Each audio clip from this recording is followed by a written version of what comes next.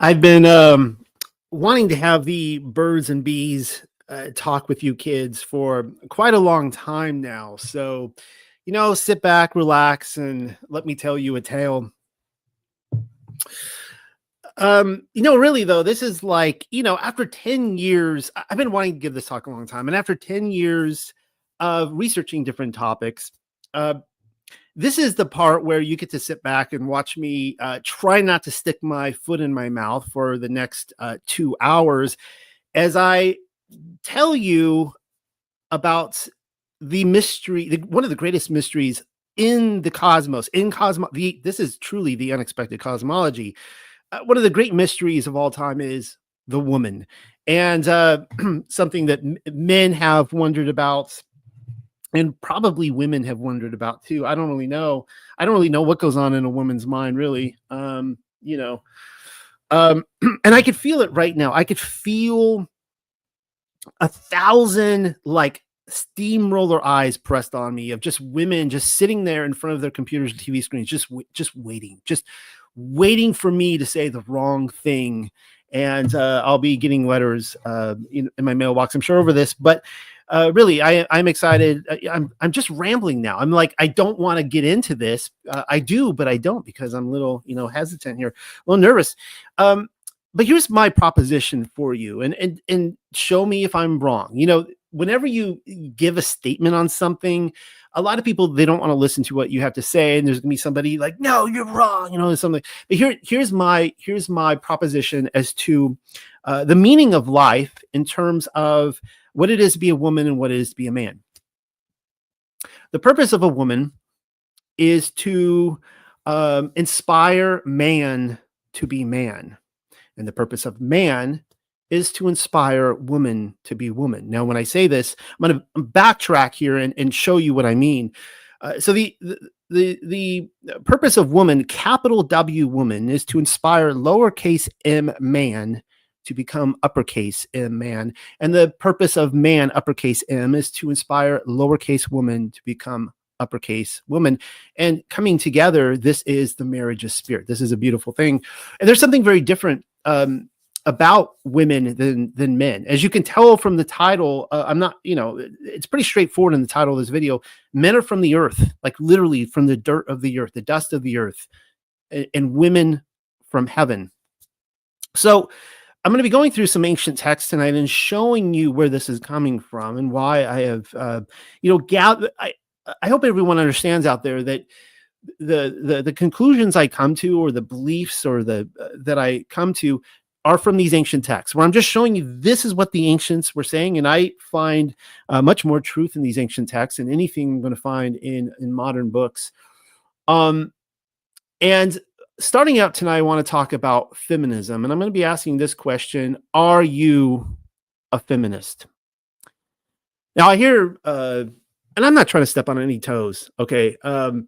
Next week, Yah willing, I'm going to be talking about what it is to be a man, all right?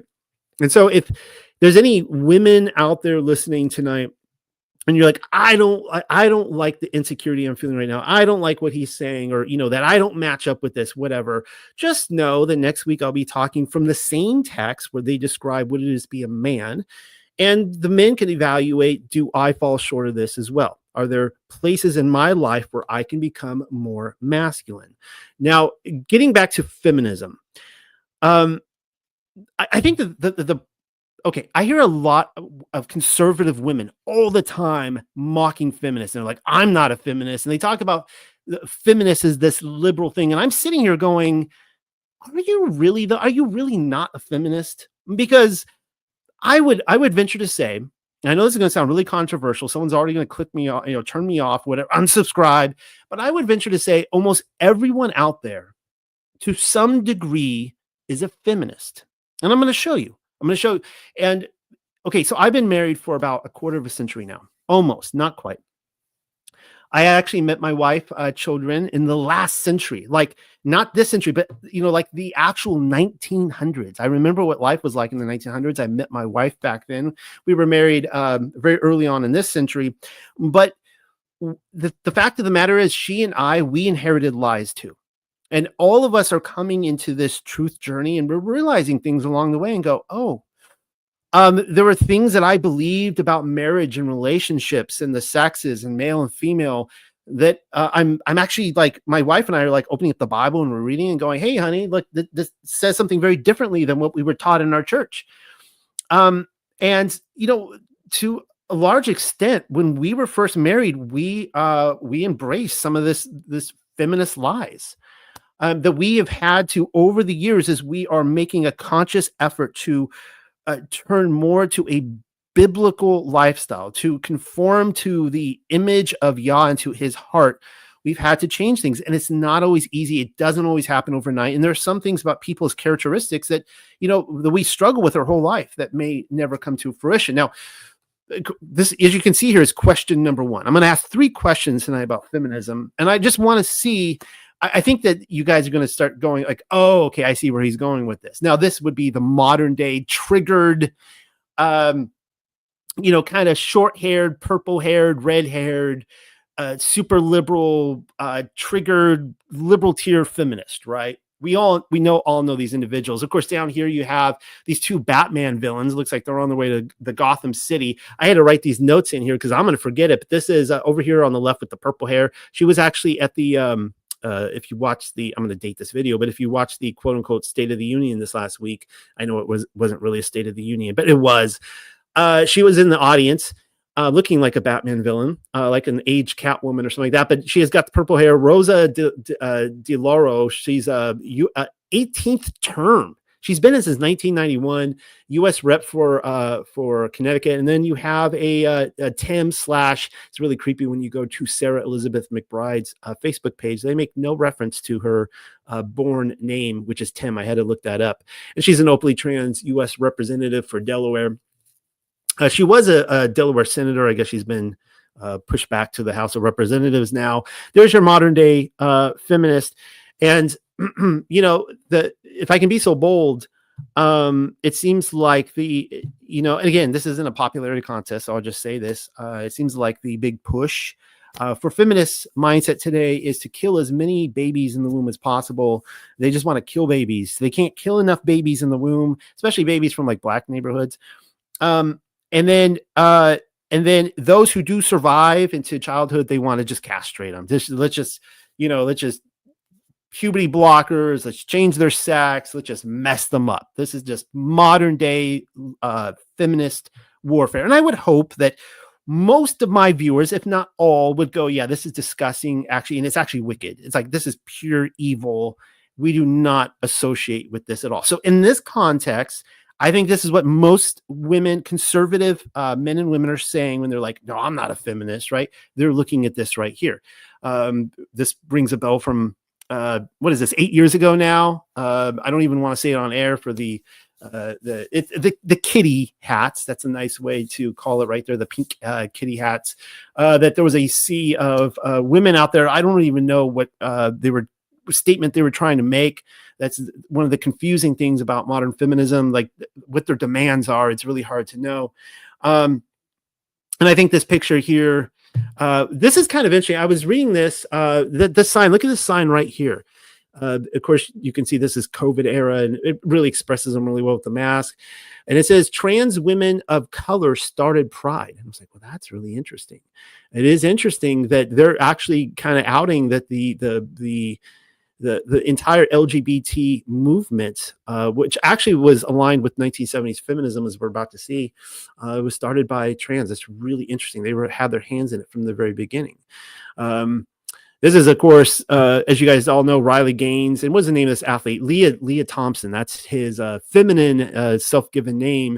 And you could see, like, when they're standing next to each other, this guy's like the Jolly Green Giant. This guy's like he's like Goliath. This guy is huge, and he, of course, knocked her out of getting the medal. This is, one of the great things that has been happening recently is that America has been waking up to this and have thoroughly rejected this. I mean, they have napalmed the trans movement. And I hope that they keep out of women's sports forever. I hope that is just a blip, an embarrassing pimple in our history, but we shall see. And of course, Pamela shared this meme today, so I had to show this with you guys. Women's sports are not a backup option for mediocre male athletes. I'm into that. Oh, question number 2. Okay, so maybe you're not a 21st century feminist. Maybe you in no way identify with 21st century feminists. But I have to ask the question: Are you a 1970s feminist? It.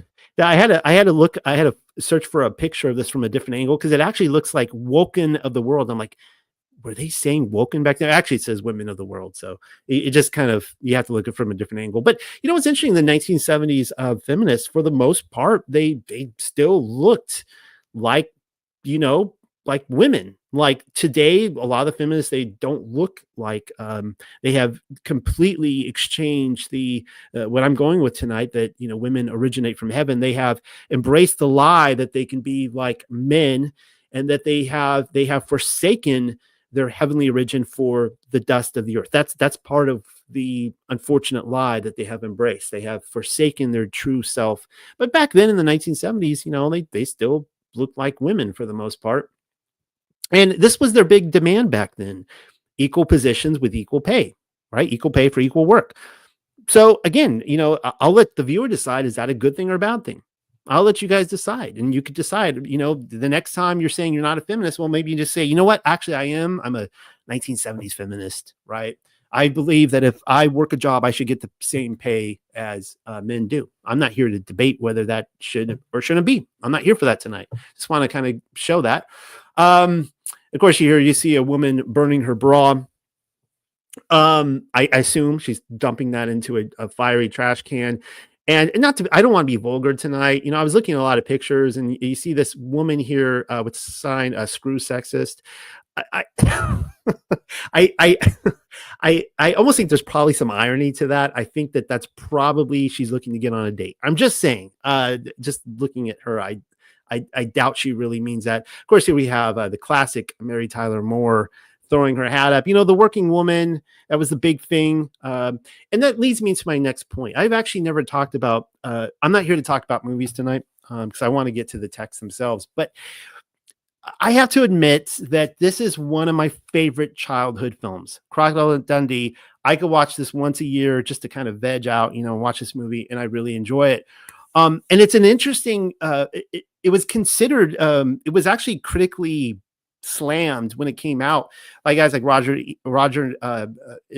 Ebert and others, who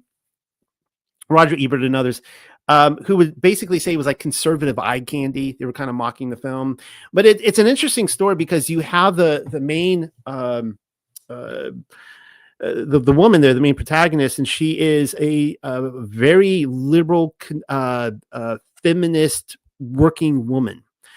And she goes to Australia almost like appalled at Crocodile. She's fascinated with him, but appalled because she's like, I can do anything you can do. You know, I'm a woman, and I'm going to come out to the outback, and I'm going to prove you wrong. But you know what the interesting thing is that she's actually attracted to this alpha type. And that kind of came out in the last election cycle, where all these women who were saying that they were, you know, crying on cameras and saying that they were going to protest and that you're not to sleep with men anymore. Something really interesting came out about that, because they're upset at all the quote unquote alpha males that voted conservatively. And those are the guys that were actually attracted to, because you got all these beta guys who were with the women the whole time voting for the liberals. And like, wait a second, don't I count? Apparently not. Apparently, you know, they didn't really matter in their lives. They are actually attracted to this type of alpha, this toxic masculinity. So basically she goes to Australia, and she's quickly proven wrong. It's kind of an interesting turn of events. There's they get into a fight, and she's like, you know what? I'm just going to walk off into the outback on my own. I'm going to be completely okay. There's nothing you can do about it. She goes down with her canteen to fill up with the water. This crocodile comes up and is going to kill her. And he he followed her, you know, and he jumps in and kills the crocodile, and she starts to cry. And that's when you really start to see, like, she embraces, like, she's not who she thought she was. She has a bit of an identity crisis, but when she goes back to New York, she's like, I'm going to fix that now. I'm going to be back to the working girl. I'm going to be, you know, I can do anything a man can do better. And now he's out of his league, right? So he's going through the city, and he's got to try to work this out. And you see this scene I'm showing you right here is the turn that happens, where she realizes that she is in love with this alpha male, this really macho, manly, toxic masculinity type of guy. And it's a problem for her lifestyle. Like, she has to come to terms with that. And it happens, ironically, in the scene where he pulls out the bigger knife, and she's really, impressed. You can see the innuendo there, but this is like where she really starts falling in love with him and starts realizing. And the ending, it's a reversal to the fairy tale. I still like it to this day, where it's usually, in the Western, it's the guy that goes off and gets the girl.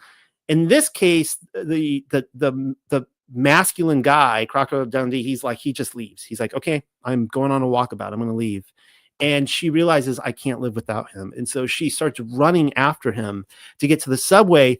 And there's a scene that is very,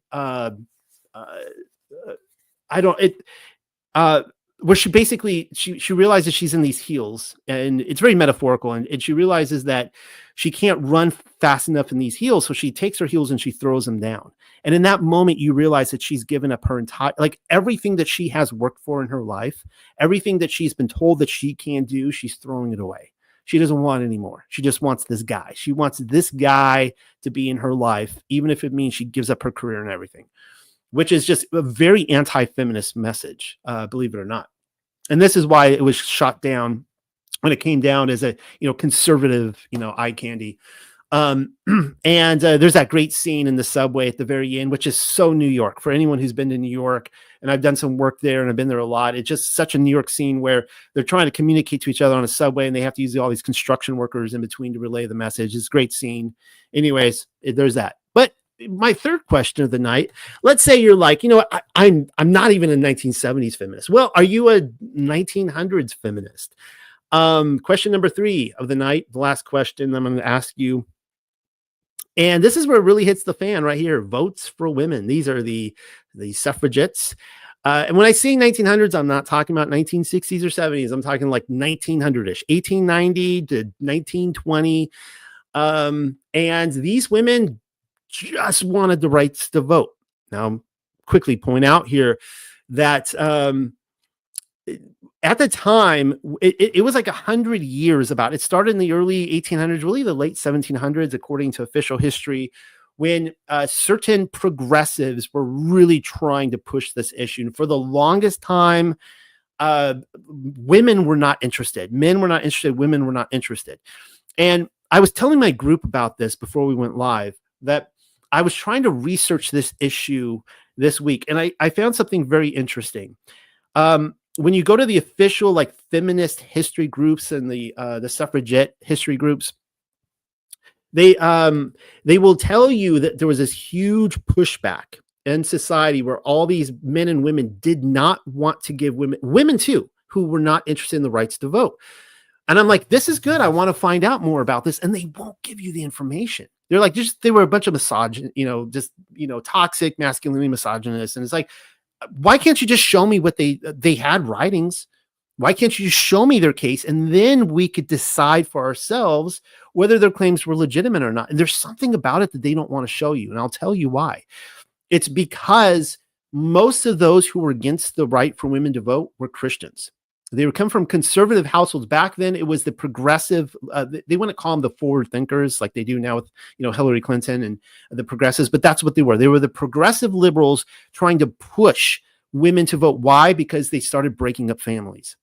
And what the Christian families were realizing is that the head of the household is the Messiah of the household, right? And then you have the wife that is like the bride, that we are subject to Christ, and she also is. And they recognize that if you break up the household with these different votes, it's a house divided.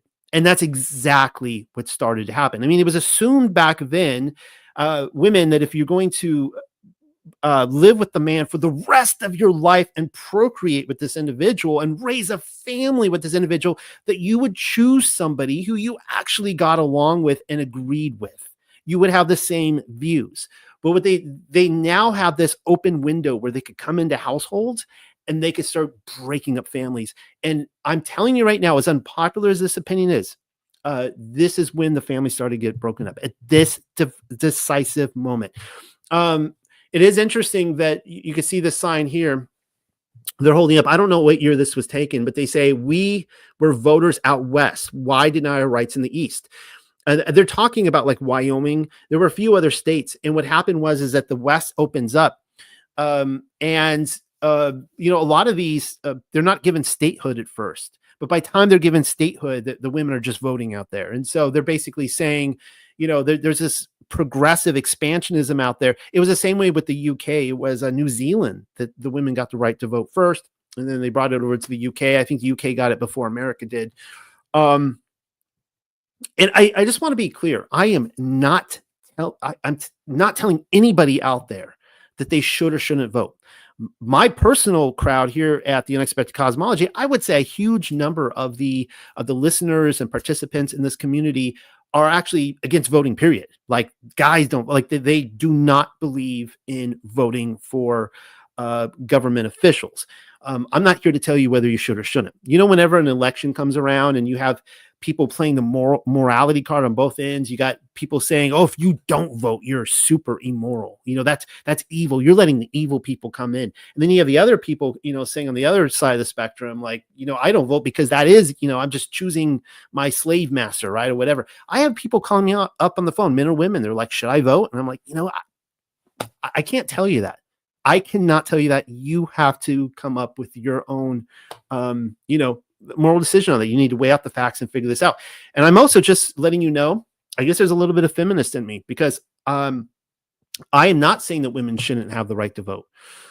It's a very complicated subject, but I do agree with the model that that households should not be divided. But there could be instances where there is no patriarchy in a household. It's just a matriarchy. There is a solitary woman. She needs to have a voice. She needs to have her voice for her unit, for herself, or the people she represents. So I'm not against it. Just want to throw that out there. But that being said, this, as far as I'm concerned, was the divisive, the moment when households started becoming divided, families became divided. It became super popular, of course. By the way, a lot of these suffragettes, people aren't taught this. They would be classified as terrorists by today's standards. They were actually going out and committing acts of terror. And you could see here, they're getting arrested, and they make a show out of this. One woman she looks pretty excited to me that she's getting arrested. She's earning her stripes right there, something to put on the resume with all her other female friends. And so you start having these suffragists put up these signs, law-abiding women suffragists. And the reason being is because it became like, they became so world renowned for being terrorists. They didn't have that word back then. They weren't defining terrorist, but like, people were like, I don't want anything to do with these suffragists. They're going in and just destroying businesses and attacking people and, doing all sorts of stuff. And we don't want anything to do with these individuals. And of course, I got to throw this in here from everybody's favorites, Theosophist super nanny, the suffragette was the mother in Mary Poppins, Votes for Women. They had a whole song on it, little song and dance number, fun times. Let's get right into this tonight. Now, I had started out saying that about 4 or 5 months ago, that I was going to be going through the Bible verse by verse, and I took up the rabbinical challenge. I had mentioned a few times that the rabbis had stated that you could take every single theological theme in the Bible, and you could find it all in Genesis 1 through 6. Now, for those of you who are familiar with Torah portions, Genesis 1 through 6 is the first Torah portion. It's murder on a Bible study to try to get through Genesis 1 through 6 in 1 week. So I took up this challenge. I'm like, you know what? I'm gonna see if I can find every biblical theme in Genesis 1 through 6. And some of you know that I have been stuck on Genesis 1 for like 4 months now. I mean, I'm in this abyss. I don't know how to climb out of it. I'm like, yeah, I'm gonna be stuck here forever. Like, the entire Bible is literally written in this chapter. It's all there. So I'm just, consciously, like, I didn't even do like days 5 and 4 or 5 or whatever. And I'm just climbing out of it, guys. I'm moving on to Genesis 2, or else I will be there forever. I will never leave. So let's start reading about this. And we're going to be talking about the creation of mankind, specifically women tonight. I want to put as little commentary as I can on on the 6th day versus 8th day man and the two creation accounts and all that kind of stuff. I'll save that for another time. Let's talk about women tonight. And this is a reading from the Paleo Hebrew. This is, we sell this here, of course. If you guys don't know the Unexpected Cosmology, we are trying to put out the entire Bible, translate it from the Paleo. It's going to be Pamela's doing an amazing job, and it's probably going to be a minimal of another 10 years if she is actively able to keep doing it, probably longer than that. Starting at the end of chapter 1, and we'll go through chapter 2. Allah Hayam then declared, Allah Hayam would be the Paleo for God. Let us fashion Adam under our shadow.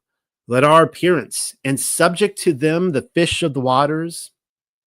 I'm sorry, like our appearance. I'm already messing up, guys. Like our appearance, and subject to them the fish of the waters, and the winged fowl of Ha-Shamayam, that's heavens, and the quadrupeds, as well as the whole of Ha-Aratz, that would be the earth, and every creeping reptile that creeps upon it. So Allah Hayam created Adam under his own shadow, creating them in the shadow of Allah Hayam and constituting them male and female. Now, the reason I have this highlighted here is because I am of the impression, the current where I'm at now, my conclusion is that in this 6th day of creation, he created man and woman, not Adam and Eve as we know them to be. He created man and woman. I don't know how many, male and female. It could have been 100, it could have been 1,000,000, 1,000,000,000. I don't really know, but he created a large group of people.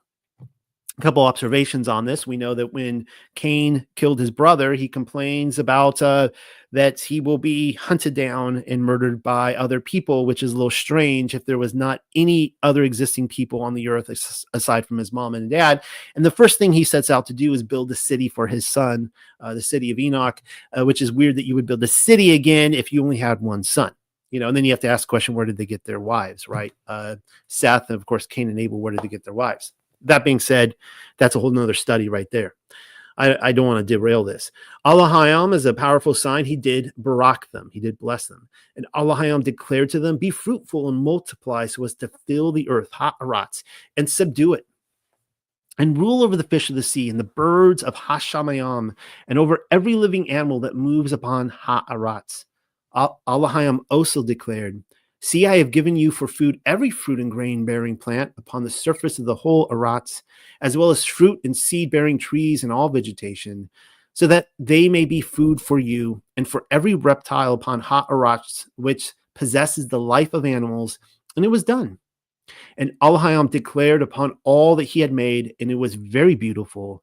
Thus the close came of the 6th age. Now, I'm going to tell you right now, and looking at the idea that man came from the earth and woman from heaven, these women that were created on the 6th day, they didn't come from heaven. These were earthly women. And you're going to see a stark contrast in the next text I'm going to read between those women and Eve, or Chahawaha. A huge stark contrast. Chapter 2. Thus, finally breaking to chapter 2, guys, after like 6 months. Thus, Ha-Shamayam and Ha-Aratz were completed, as is several months of Bible studies, as well as their armies. And Allah Hayam, isn't that interesting? I love how she put in there the translation as their armies, the armies of heaven. And Allah Hayam rested at the 7th age from all the works which he had made, and therefore Allah Hayam, he did barak the 7th day. That would be the Sabbath day, guys. It was put in place from the creation week, long before the 10 Commandments, long before Israel and the Jews. And he did kudashit because he then rested from all the work which Allah Hayam had arranged to do.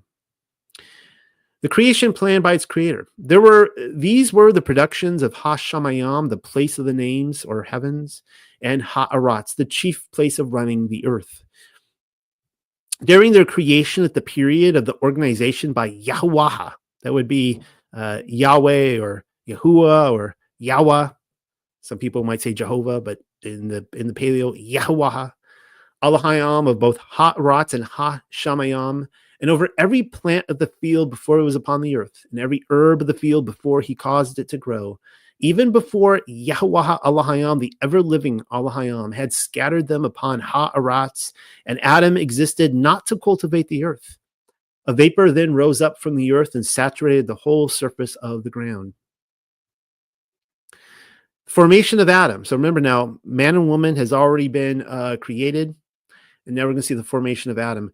Yahweh Elohim, the ever-living Elohim, afterwards, formed Adam from the dust of Ha-Adam Maha. Let me just look at that there. The ground or the red earth. So he was created from the red earth. Adam the red. And breathed into his nostrils the breath of lives. I love that too. Oh man, that was great, Pamela. Breathed into his nostrils not the breath of life, but the breath of lives. And he did exist, Adam, a living Nephash. Yahweh Elohim, the ever-living Elohim, then planted a garden in Eden, or Eden, in the east, and there he placed the Adam whom he had formed.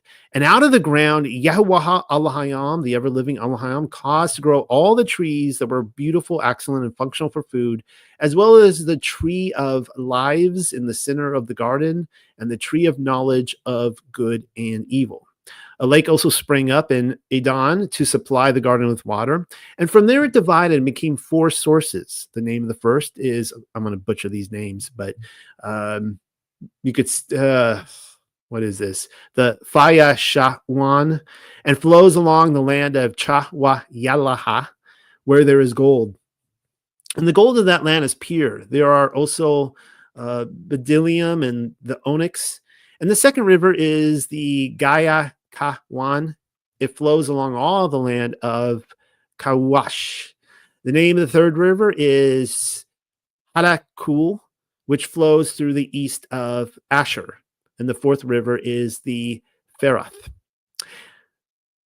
Now that we made it through that, look what happens next. And Yahweh Elohim, the ever-living Elohim, then took the Adam and placed him in the Garden of Eden for the purpose of cultivating and taking care of it. Now, quickly point out here, this is where we get the concept that man is from the earth. He is from the dust of the earth. He was not created in paradise. He was created outside in the wilderness, in the wild, being, being the cowboy that he was, and he was put into paradise. Now, I did not come prepared tonight. I didn't want to make a study on where paradise is. I am of the opinion, based on 3rd Baruch and 2nd Enoch and other sources, that Eden or paradise is Eden, of course, and Eden is in heaven. It was taken up, put into heaven. At this time, a lot of people argue whether it was in heaven or not. It doesn't really matter to me because, as far as I'm concerned, the Garden of Eden is, you read sources like Adam and Eve, the book of Adam and Eve. It seems to insist that it was, I don't know, something, maybe a higher kind of platform. Whatever the case is, this is literally heaven on earth, right? So we have a section of the earth that is heaven on earth, and man is put into it. And Yahweh Elohim, the ever-living Elohim, instructed the Adam, saying, for food you may eat of the whole of the trees of the garden, but from the tree of knowledge of good and evil, because in Hebrew thinking, you don't want mixed fruit. You don't want a tree with 2 types of fruit, and it's 2 types, good and evil. That's bad. Don't mix fruit. You shall not eat, because in the day you eat from it, dying you shall die. Yahweh Elohim, the ever-living Elohim, also said, it is not good for the Adam to be in solitude. I will make a comforter to live with him. Therefore, Yahweh Elohim, the ever-living Elohim, who had formed out of the ground every animal of the field, as well as every winged fowl of Ha-Shamayim, took them to the Adam to see what he would name them. And whatever the Adam with the living Nephash called them, that was their name. So the Adam gave names to all the quadrupeds and all the birds of the skies and to all the wild animals, but it was no comfort for the Adam to be with them. Therefore, Yahweh Elohim, the ever-living Elohim, threw the Adam into a stupor, and he slept. And taking one of his side chambers, he closed up the flesh in its place. And from the side chamber, which Yahweh Elohim, the ever-living Elohim, had taken out of the Adam, he constructed a woman and brought her to the Adam. So right here we can see, and we're going to springboard from this tonight, we can see that woman was created in paradise. Man was created outside. This is a special woman. There were already other women outside of paradise, but this woman, from which all men and women are inherited from, she is our mother. She was created in paradise itself. Even if it was on the earth or in heaven, for me, that's tomato, tomato, doesn't really matter. It's a moot point.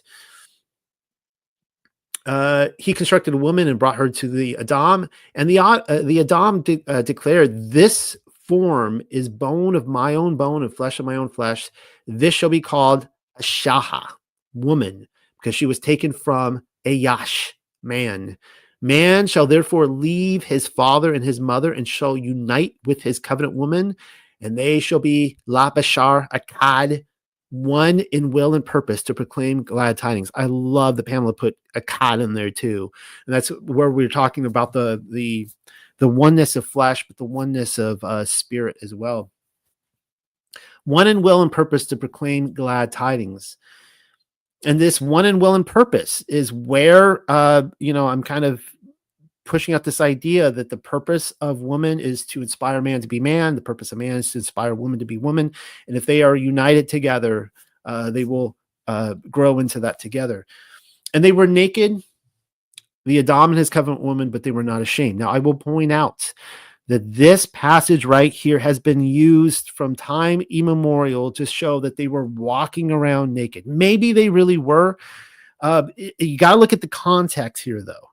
It's not saying that they never wore clothes. In fact, we could look at other passages to show that they were actually clothed in the Ruach HaKodesh, the Holy Spirit, kind of these purple, kind of almost very thin, maybe robes or whatever, but robes of light. They were glorious in light. The context here is specifically that they will leave their father and mother and unite together in a kad. They're talking about sexual intimacy. All right. So the idea is saying that they left their father and mother, they united together, and they were naked and they were not ashamed until the moment they were naked and they were ashamed. But that's another study right there. All right, so let's now turn to the book of creation. And I'm going to show you the same account from a very ancient book, the book of creation, where it talks about the creation of woman. This picture right here is actually right on par with what they're talking about, where Eve in this context, what we're about to see, was a pre-existent creature. And because I believe in pre-existence, and I believe that all spirits or all souls were created on the first day, it only makes sense that when Adam was in paradise without a woman, that this Eve woman, even though she wasn't quote unquote born yet from his ribs, she was in existence.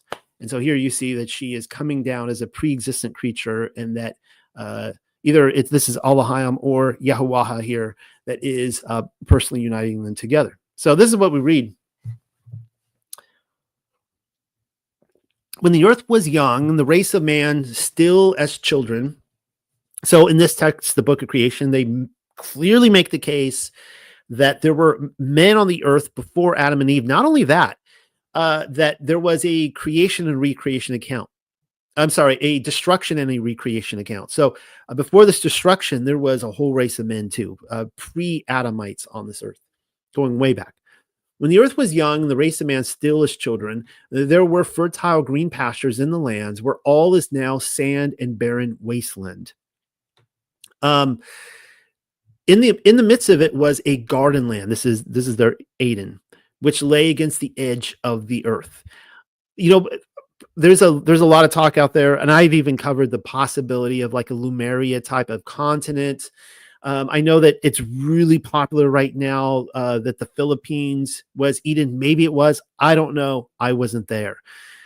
From all that I've read, I have come more and more back to what archaeologists are already saying, that actually modern day Babylon is this wasteland, barren wasteland where Eden was. And in fact, when you read, Anunnaki tablets and literature, they're coming from the position that Eden was right there where they're writing it from, not in a place further east. Just something to throw out there. You guys can come to your own conclusion.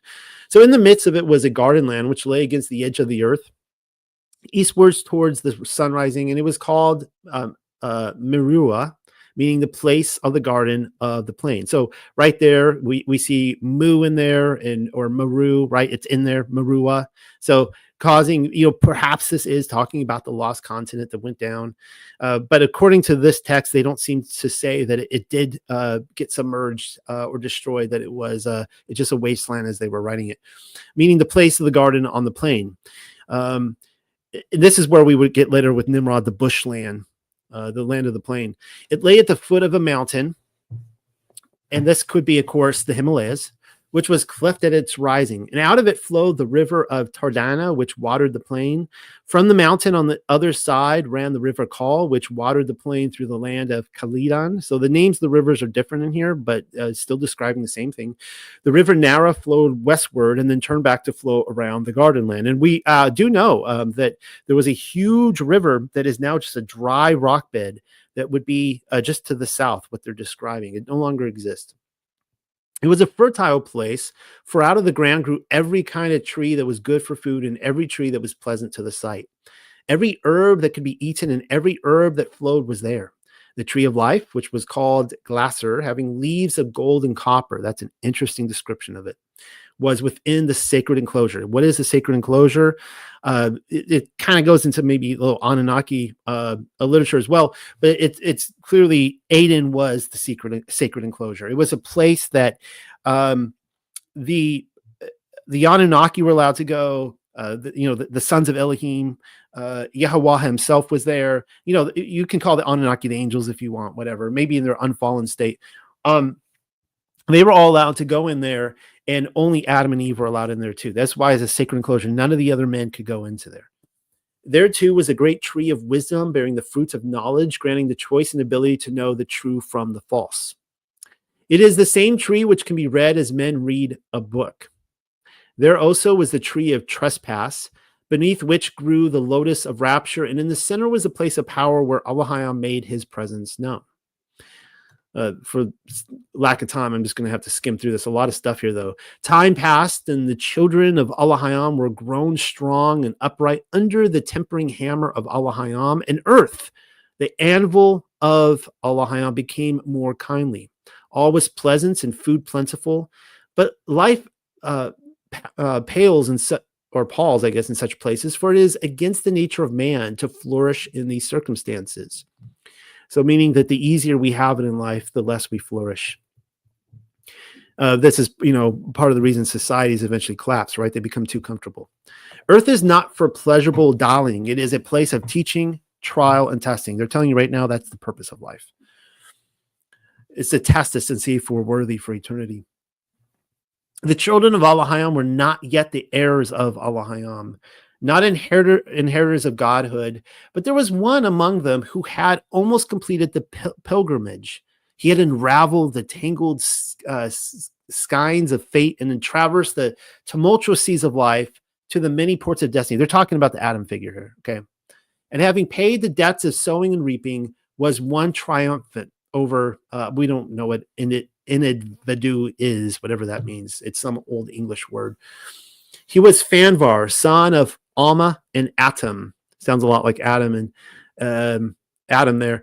But this is what they named him. Now, all the names are different, but they're basically, now, again, I understand this is different from Genesis. So for some of you just freaking out, we're showing you a book that I think has a lot of truth to it, but I'm always going to take the Bible first. All right. Because that is the written word of the testimony of Yahweh.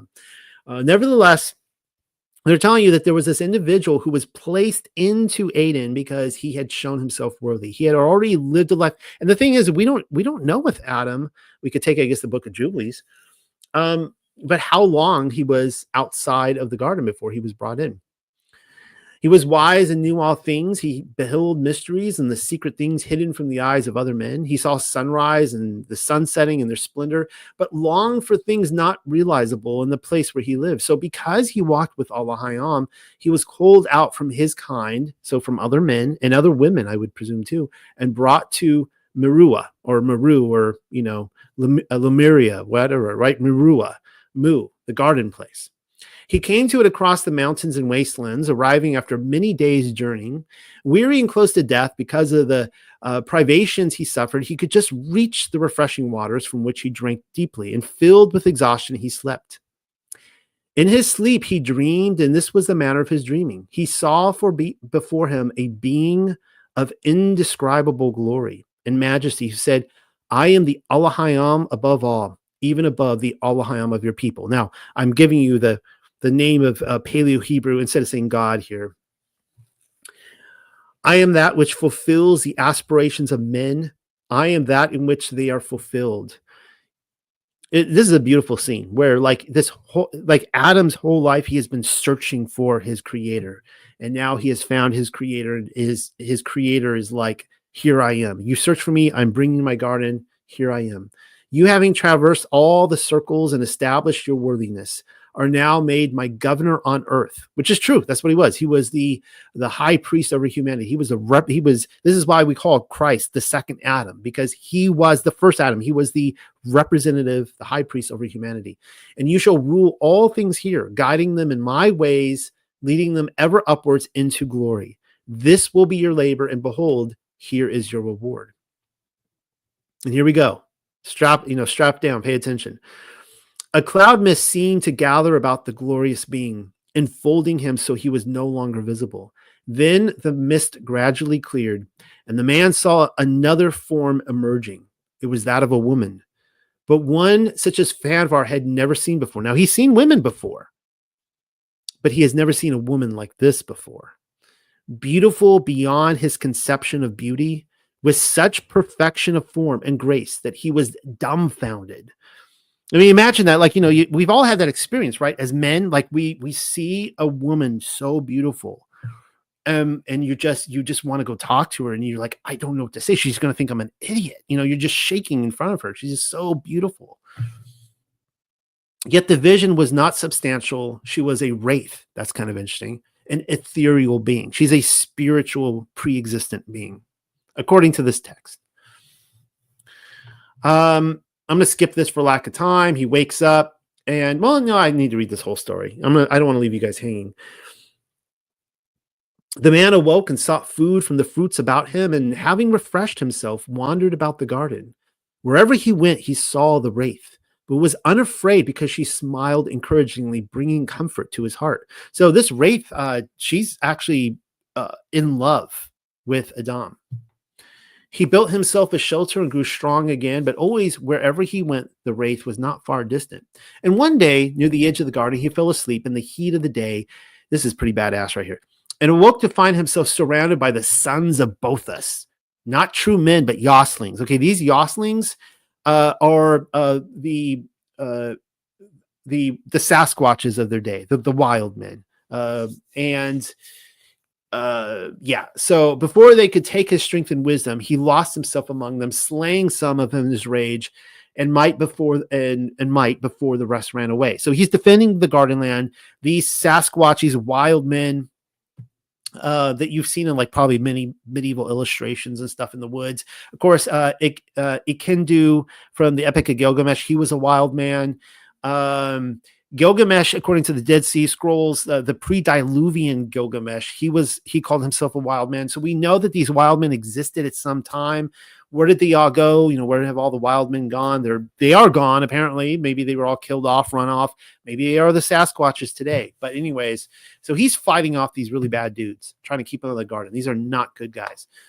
When it was done, he sat himself down beneath a great tree, for he was wounded, and blood gushed out from his side and gathered thickly beside him. He became faint, falling into a deep sleep. And while he slept, a wondrous thing happened. The wraith came and lay beside him, and taking blood from his wound upon herself, so it congealed about her. Thus, the spirit being became clothed with flesh, born of congealing blood, and being sundered from his side, she rose a mortal woman. In his heart, Fanvar was not at rest because of her likeness, but she was gentle, ministering to him with solicitude, and being skillful in the ways of healing, she made him whole. Therefore, when he had grown strong again, he made her queen of the garden land. And she was so called even by her fathers, who named her Gula, but Fanvar called her Ama, meaning helpmate. In our tongue, she is called the Lady of Fainvid. Now, here's what I really want you to pull away from this story. Now, Allahayam enlightened Fanvar concerning the woman, saying, this woman was drawn from her compatible abode in a realm of beauty through the yearning aspirations of men. So basically, remember now, they don't really highlight in the story, but Adam is shown all the different animals and he's naming them. And it says in Genesis that, that he was not at rest with any of them. He was yearning for something greater than what he was being shown. And so it was through his yearning for this greater, this adult human female, this woman from heaven, that she came down. And it says her coming accomplishes something which would otherwise have taken countless generations, because no other women on the earth at this time were like this.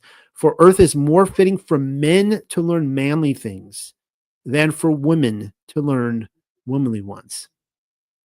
And this is the difference between men and women. Women are just by nature, they're graceful, right? They are a higher spiritual form, where men are more kind of the utilitarian, right? I mean, they're just they are. You look at their bodies; they are equipped for survival in this earth. That's one of the amazing things about the human woman, is that you look at in the animal kingdom, there is something very different between a human woman than all the other the female animals on this earth, where they are all designed to survive in the wild, and human women are just they are just above that. They're just, it's something you can't, it's very different from men. This woman is not as other women, the pre-Adamites, being in no way like yourself. Every hair of her head is unlike that of man. Every drop of blood and every particle of flesh is that of a woman, and quite unlike that of woman. Oh, I'm sorry, of a man. Her thoughts and desires are different. Isn't that true? She is neither coarse nor uncouth. She shouldn't be coarse. If a woman becomes coarse, she is becoming like a man in a way that is not heavenly. She's given up her heavenly self, being altogether of another, more refined realm. That the high refined realm, of course, is heaven. Her daughters will walk proudly, endowed with every womanly perfection and grace. Delicacy, modesty, and charm will be the lovely jewels enhancing their womanliness. And this is why when I started out with the feminism, is that when women have embraced this lie, they have given up the jewels of heaven. They've given up their very own womanliness to become more, coarse like men. Henceforth, man will be truly man and woman will be truly woman. Men being girded with manliness and women clothed with womanliness. Yet they shall walk together, hand in hand, toward the ascending glory before them, each the helpmate and aspiration of the others. And so this is what I'm saying here, that woman came down to hold hand in hand to walk with man and help him ascend towards his ultimate destination. It's really beautiful story. That comes from the book of Creation, chapter 5. I have a lot more text I want to read for you tonight. I'm going to take a little pause here, and I want to show you some of the princess prototypes in fairy tales. And one of the, if you in Scooby-Doo, whenever they unmask the monster at the end, right? They pull off the mask and they're like, Mr. Jones or whatever. If you were to unmask the princesses and all the fairy tales, they would point back to some element of the feminine divine. Wisdom, Sophia, Hakamaha, the Holy Spirit. And this is what has been, of course, the difference with fairy tales. I've written a lot on this. I've covered this in the past. Fairy tales, unfortunately, when they are analyzed by most people, they are treated like mythology or fiction or something like that. That is the wrong way to analyze fairy tales. I'll out myself. I mean, Carl Jung has really just opened up my world. He has really, as far as I'm concerned, unlocked the key to understanding fairy tales. And the way we should view them is like our dream state. You wake up in alpha state, you wake up and you can recall your dream. Imagine if you had to, we have some really wacky dreams. Imagine if you had to actually lay your dream out there for people and you don't tell them it's a dream. People would think like you're like the most evil pagan person. I mean, we have some crazy dreams. And if you could understand the fairy tale as the kind of that subconscious current through society, and we see it springing up, the same stories, fairy tales all over the world, that tells us that it's reminding us of something that was kind of in that dream state.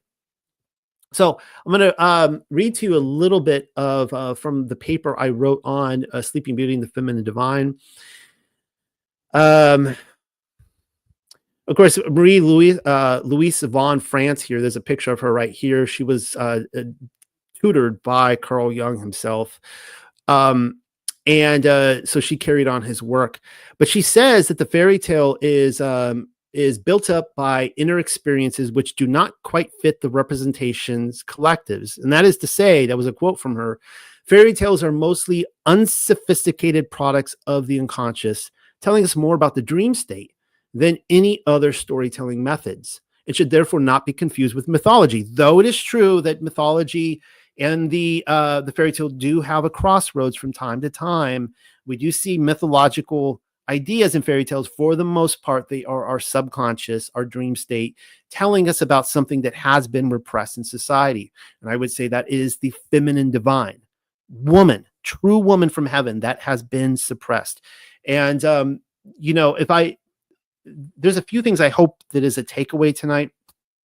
And one of them is that society will always be imbalanced so long as the matriarchy, the true womanhood, is gutted and removed from society. When that is gone, like, we will never be in proper balance. And I could make whole studies on that. Like, yeah, much as we might participate in any dream analysis, the purpose being that we might come to understand ourselves better. The unconscious fairy tale can likewise restore real meaning in the greater collective, thereby serving as a healing function. So one of the things I want to talk about tonight is the anima and the animus. And this is something Carl Jung talked a lot about. When you understand the anima and animus, you start to understand like why so many women out there are talking about toxic masculinity and things like that. So let me just explain. The animus is the unconscious masculine side of a woman. So every woman has a masculine side within her that's unconscious. And this unconscious masculine side is how she perceives men. So it's the animus. The anima is the unconscious feminine side of a man. So every man perceives women in a certain way. And this animus and anima may not be the true description. So the way a woman perceives a man may not be what men really are. And the way a man perceives a woman might not be what a woman really is. And I believe this kind of confusion is a result of sin. This is part of the transgression, that the man and women are not perfectly kind of bound together because of the confusion in this right here. So together they make up the two primary anthropomorphic archetypes of the unconscious mind. Now, the anima again is the feminine side of a man's unconscious. The animus is woman's masculinity, whereby she forms a man into her image. Now, Jung himself believed that the anima was the more significant of the two because man's sensitivity is often lesser than a woman's. And one of the things that was talked about a lot, now I'm a father of a daughter, and I start to see this now, that daughters will, to get the love of her father, they will start acting in a certain way because they see that their father reacts a certain way. Like, they will act kind of cute around him and form this anima that the patriarch father desires in his daughter to get proper attention from him. And of course, a terrible father will really mess up his daughter, and you don't want to do that. That really messes up the anima, imbalances everything, toxic masculinity, so on and so forth. There's a picture of Kathleen Kennedy. We'll just skip all that there. Another form of the feminine divine is actually Mother Earth. Not prepared to do a study on this tonight, but we do see elements of, like, here's the Gospel of Philip here. Adam came into being from two virgins. This is again the Gospel of Philip, from the Spirit and from the virgin earth. When he says the Spirit, he's talking about the Holy Spirit, the Ruach HaKodesh, the Mother Wisdom, and the virgin earth. The virgin earth is also a woman, a lady, a conscious entity. Mashiach, therefore, was born from a virgin to rectify the fall which occurred at the beginning. And this is kind of an interesting element in a lot of fairy tales. Like here we have Maleficent. If you can understand that she is wrathful, vengeful Mother Earth. I mean, there is hell hath no fury like a woman scorned, right? And that's the whole idea, that she is one of the ultimate divine mothers, that she is scorned and abandoned, and that's why she gets so wrathful towards Aurora, Sleeping Beauty. I did a whole study on that. And we read this, of course, in the book of creation. It says, so man came forth, man, the child of calamity, man, the inheritor of creative struggle, man, the battleground of extremes. And so we see that this Mother Earth is very tempestuous. She's got an attitude, and she can get very wrathful towards man. And it's all here to, of course, craft us and change us.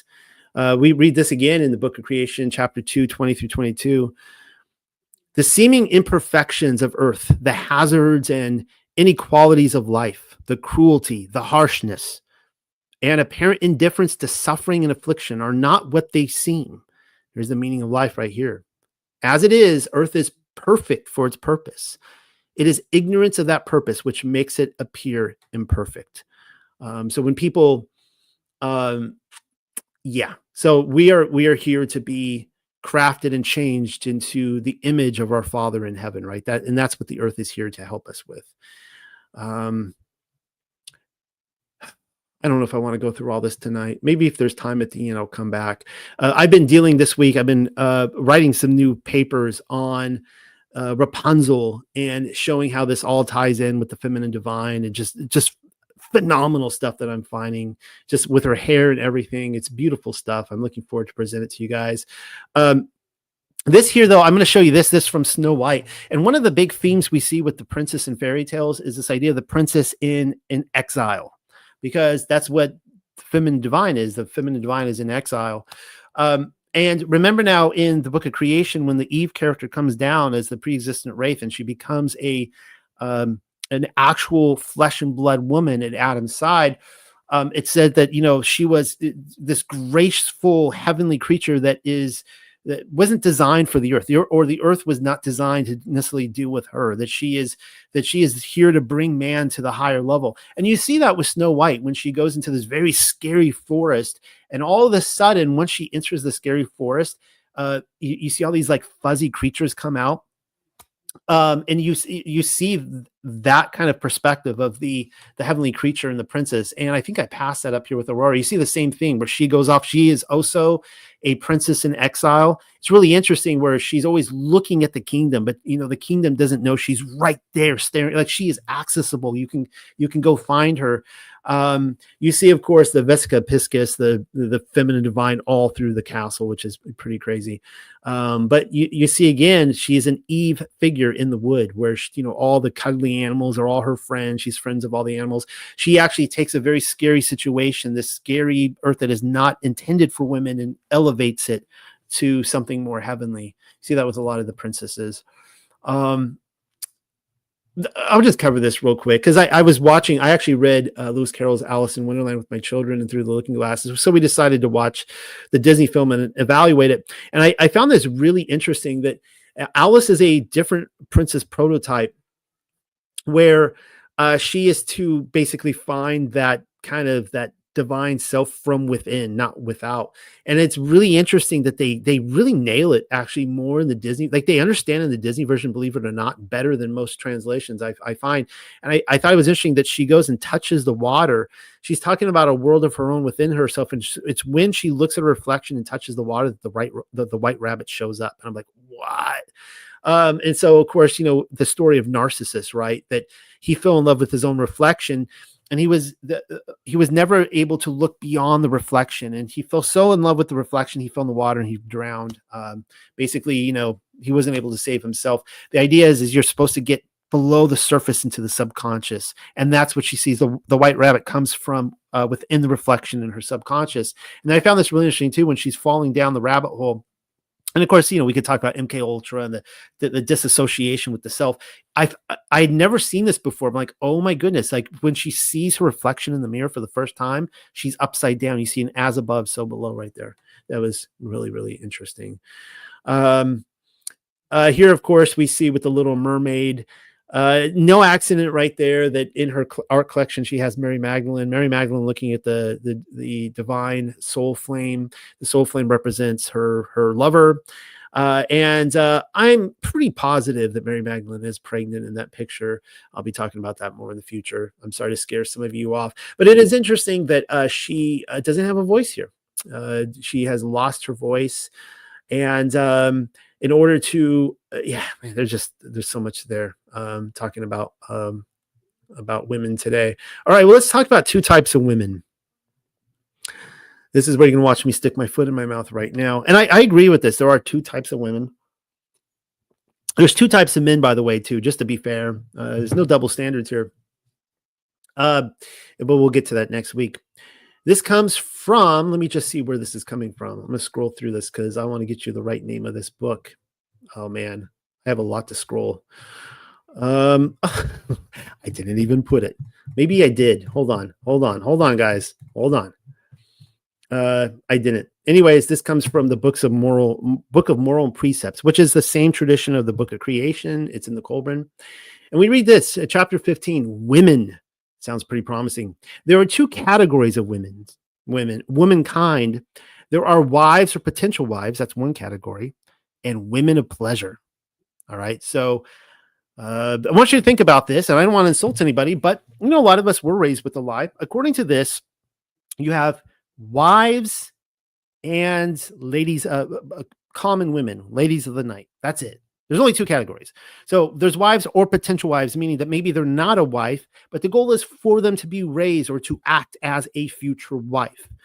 How many women today, man, I'm really not going to be popular after this. How many women today, just go down to your local beach or whatever, how many of those women are acting like wives right now? I mean, the way they dress, the way they, they strut and that kind of stuff, they actually act like women of pleasure. And, a lot of us, we were raised with this lie. And so just how are we raising our daughters? I want to raise my daughter to be a potential wife or a wife. I do not want her to, I do not want to raise her to act like a prostitute and, give the hot dogs away from the hot dog cart for free. Because if any woman who's giving away the hot dogs for free, you're going to get men who are going to show up and they're going to treat you like a woman of pleasure. They're not going to treat you like a wife. And then these women are like all upset at men, like they took advantage of them. It's like, well, you treated yourself like a woman of pleasure. And you can argue whether there should be women of pleasure, but the reality of this world is there are two types of women. There are wives and potential wives and women of pleasure. The first of these are the intended mates of men. So there it is right there. They are the wives are the intended mates of men. This is why the Eve character came down, so that she could unify her spirit with a partner, a rib partner. They're companions and they're comforters. Isn't that interesting? Because the Holy Spirit is our comforter. The mothers of their children and the goddesses of their hearths, of their house. The others become their companions in carnal pleasure. They dally with them, they cast them aside, and they pass on to the embrace of other uncaring men. So, of course, if a man is showing up just for the pleasure, he doesn't truly love her. Obviously, I mean, the idea of sex, right, is that it should be a response to your love. It should be an expression of your love for each other. And that crowd will say the same thing, but they're really talking about the lust. That's all they're really talking about. It should be an expression of unifying your spirit together, as the male being the protector of the woman. Each woman decides which category she will join. For all you young ladies out there, and even if ladies my age who might be single and maybe made a lot of bad choices in life, you can still choose. It's not too late. You can choose how you're going to live your life. Even if you don't ever get married again, you can be wife potential. And that is her chosen path. Every woman decides this for herself. Never confuse the two kinds of women, lest you eat out your heart in sorrow and regret. It is decreed by the nature of things that womankind should fall into two groups. Each woman is to be dealt with according to the category in which she has placed herself. What kind of woman can be without a household? only one who is cast out or has run away because of her misdeeds. Avoid the singing woman whose ways are frivolous. She is beautiful, but her beauty is like the honey in the honey pot. It attracts many flies and they pollute it. So what they're saying here is, I mean, it makes sense. I mean, if a woman is going out and singing at lounges, right, she is attracting flies to her. And then you can only attract flies to you so many times before these flies will pollute you. That makes sense when you think about it. You know, maybe there was this fantasy that she would be a one-woman man and she would be with me, you know, to the end of time. And then you have all these men throwing their love at her. And guard yourself against the wiles of a woman from a strange country whose city and household are not known. Who are her people? What are her ways? From what has she flown? From her mother's solicitude and her father's supervision? As she leaves them to sorrow, so will she depart from you. Or does she flee her own reputation? Those are good questions to ask. Like, you can't go and, you know, check her credentials, right? You don't really know where she came from. It's, you know, her word, I guess, against everything else.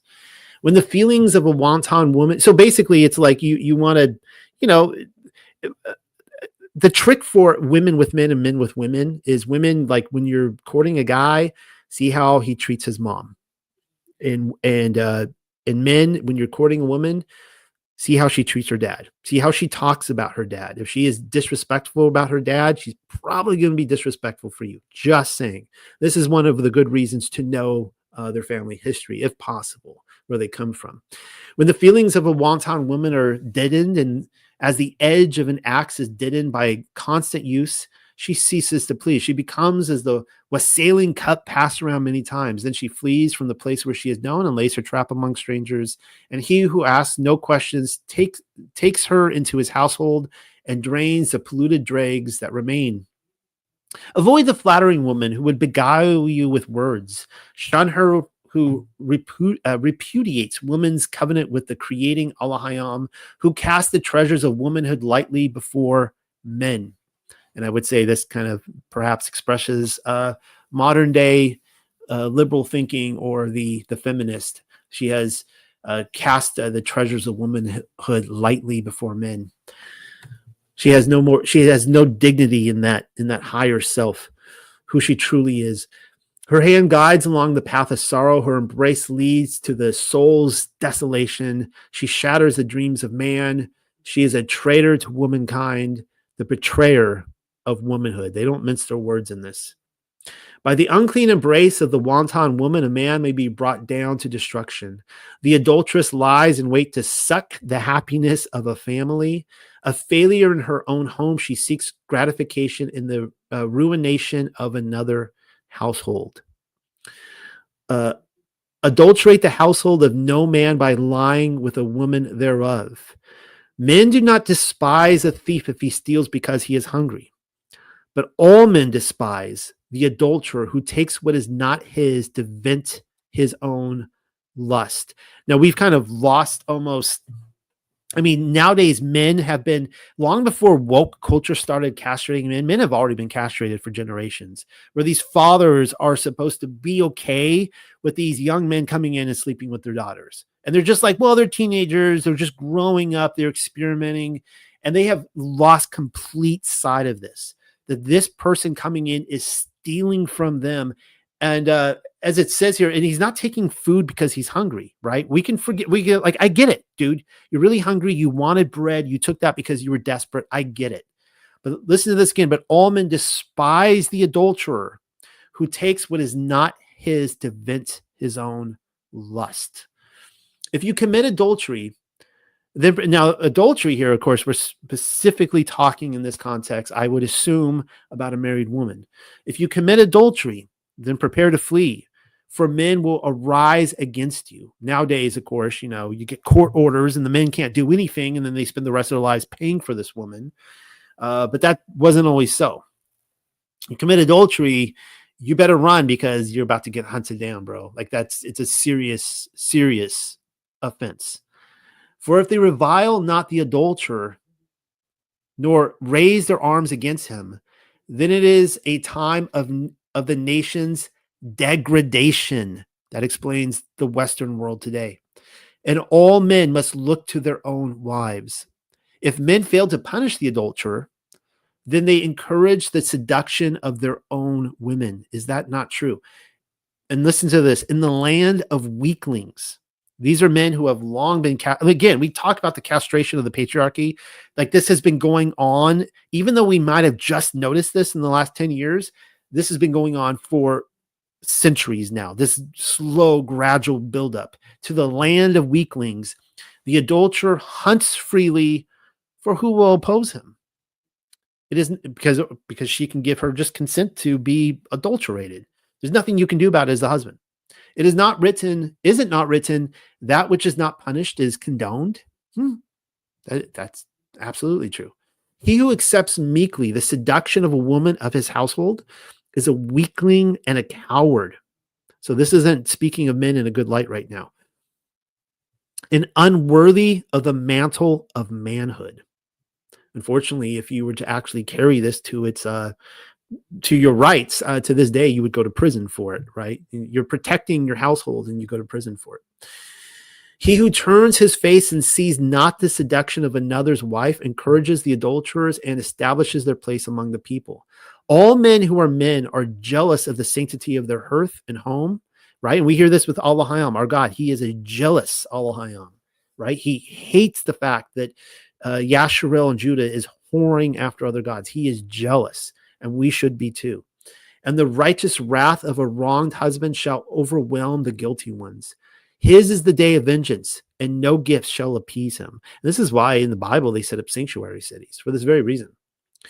The man who declined, you better flee to sanctuary city, and you have to live there really for the rest of your days, and figure out how to work a job and live there in this sanctuary city, because you've sacrificed your whole life because of your crime you've committed, if you make it that far.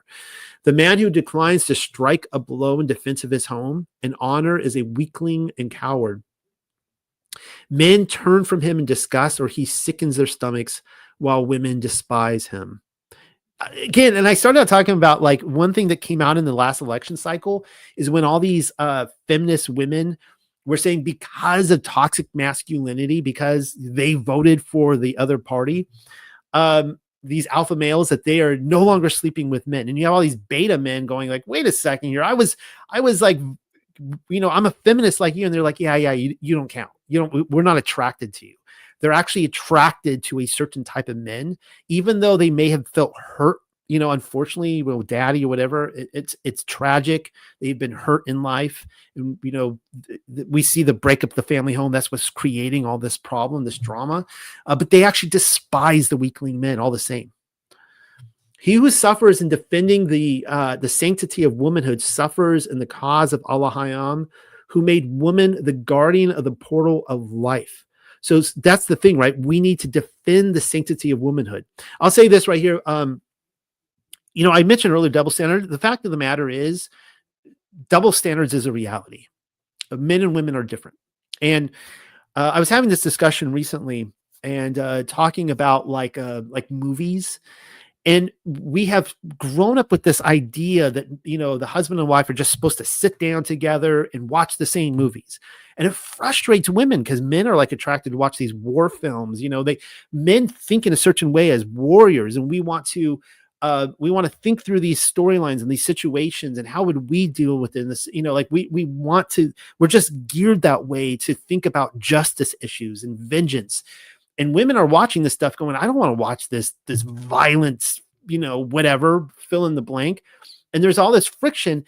The thing is what men need to realize is, I want to treat my wife in a similar manner to how I want to treat my children. Now, my sons they're 10 years old. They're starting to come to an age where I can start showing them subject matters that isn't, Thomas the Tank Engine, or, Elmo, or whatever, Cookie Monster, right? They're kind of past that age now. But I have a daughter who, I want to really protect her eyes. I don't want her to see anything crass. I want to protect her virginity, her, just who she is as a growing woman. She's only 2 years old, guys, but you see what I'm saying? Like, I do not want to see her seeing any of the stuff that even her brothers are watching now. And so the idea is that if I'm going to read my family a book, it's going to look, the story I'm going to read them is going to look very different than something I would read to my wife, which would look very different than something I would read for my children or my sons, which would look very different from what I would read for my daughter, which is also very different from what I would read for myself. So as men, you guys have the prerogative to defend your daughters, but also your wives, and to allow them to, to have that heavenly gracious nature, to protect that dignity, and not, pull them through the mud. Like women are not designed to go to war, right? Men are designed to go to war. It is not evil. War can be evil, but it is not necessarily sinful for men to go fight in war. It's not sin for men to fight in war. It is wrong and sinful and a transgression for men to force women and children to go fight war for them. You guys understand? So it's the same thing with like the movies you watch. Why are you going to drag your wife into that? Right? Fine. You go watch Braveheart or Saving Private Ryan. Nothing wrong with that. But maybe that's something the women, you should guard of them against seeing. So with a woman whose husband is absent displays her beauty.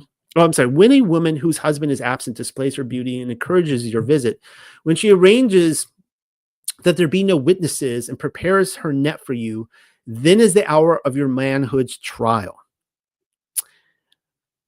And this is, of course, chivalry right here, right? That you would never, ever, ever take advantage of a wife or a wife potential, right? If she's wife potential, she's not your wife yet. Depart from her house, for it is a place of evil. He who defiles the home of another cannot be justly wrathful if his own is defiled. It is not the way of a real man to defile the house of another in his absence. Only weaklings sneak around furtively to gratify their bodily lust in another's domain. If you are unfortunate and unwise enough to love the wife of another man, then degrade not that love by expressing it in dark corners like a cur. There's an old English word for you cur. Go to the husband like a man and let events happen as they will. It's basically telling you there, like, you'd better not, like, you need to, like, if you have this uncontrollable lust and you just cannot stop yourself from loving this married woman, like, be a man and go, like, confess it to the husband. Be like, you know what? I want your wife. Just let those events, instead of just being slithery and trying to steal the wife away from him. I don't recommend that either, by the way. I think the better method would be to repent and pray to Yah that he takes away that desire to lust after another married woman. If you wish to be welcomed in the household to which you are in the habit of going, always treat the womenfolk with reserve. Thus you will not be regarded with disfavor and will be trusted by your host. If he has daughters, he will say in his heart, such a man can be trusted with my daughter's welfare, for he is circumspect and a man of honor. I mean, that would be an amazing honor for you to trust another guy so much that you're like, you know what? Can you take my wife and my daughters on this journey? And I trust that you are going to be chivalrous and that you are going to defend their decency and never take advantage. Like that would be a huge honor to have that kind of respect and trust from another man. A man who is not prudent casts an appraising eye over the womenfolk, and his host is insulted, for no woman of his household is indecent. Be not bedazzled by beauty alone. A beautiful tree with gay flowers. Now, this is different kind of gay. This is a happy gay right here. So a beautiful tree with happy flowers rarely bears an abundant harvest. And that's true, right? So, I mean, you could think of, like, you're in the tropics, right? And you think those big, beautiful flowers and not necessarily going to give you fruit to survive. As a fire is beautiful and useful when restrained within the fireplace, but a thing of destruction when loose, so is the beauty of a woman when not kept in restraint by virtue. Now, there's going to be women out there like, those are fighting words, but think about that. Like, there is nothing more sad and disgusting to see but an unvirtuous, beautiful woman who is just flaunting herself like a lady of the night. And there's something to be said about, like, I mean, true beauty is virtue, right? Like, physical beauty is secondary. I mean, I can tell you there are many women out there that by worldly standards, they are beautiful women. I find them very unattractive. But there are many women out there who are just virtuous women, creatures, ladies, and I find them incredibly beautiful. And so that's, you know, it needs to be in check, right? Physical beauty is worthless without virtue. The beauty of a chaste woman inspires a man to greatness. There it is right there. The beauty of a chaste woman. And the chaste itself is the beautiful part, though there could be a physicality to it. The beauty of a chaste woman inspires a man to greatness, to become a true man, and to high accomplishments, those reaching higher to heaven, conforming to the image of our Creator, that he may possess it. But the beauty of a harlot leads him along the path of dissipation and improvidence. And of course, the Proverbs in the Bible would say that the harlot, you know, she has like 1 foot in Sheol. She leads him right down to death.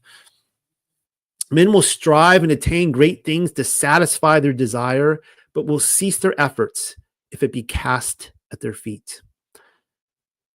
Think about, like, you know, this is a big difference between men and women too, how, you know, it is true for the most part that women are attracted to men, not because of their physicality necessarily, but maybe they have a really nice job, they drive a nice car, they have a certain status. And I'm telling you right now, one of the reasons that drives men to do those things is for women. And so that's what it's saying right here. Like a woman who just, you know, they just throw their virtue and their beauty down at his feet. Like, here I am, whatever, you know, it's just like, okay, well, I guess I'm just in that comfort zone now, right? That the society of weaklings, I'm not going to aspire to do great things anymore. We get women for free. They hand out the hot dogs from the cart for free. Who needs that anymore? The beauty of womanhood was ordained to inspire man.